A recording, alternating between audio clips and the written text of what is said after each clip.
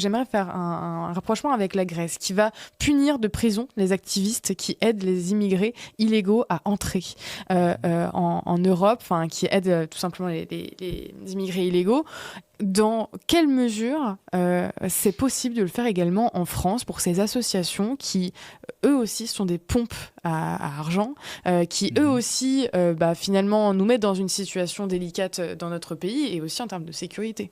Bien sûr, mais ça devrait être la norme, c'est-à-dire qu'on a des groupes, associations, collectifs, partis politiques aussi, qui ont fait de l'immigration anarchique un projet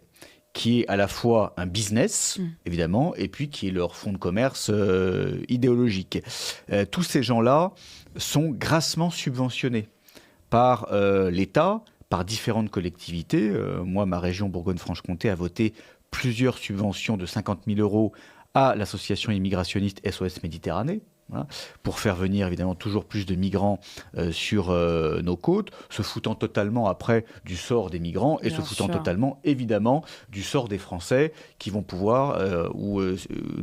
être confrontés aux conséquences de cette immigration sauvage. Donc ces gens-là, effectivement, ont fait de l'immigration un business, un gagne-pain, savent très bien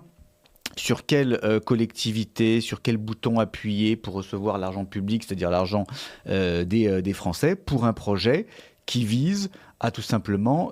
détruire notre nation, voilà, et mettre les Français en insécurité et reléguer les Français dans leur quotidien,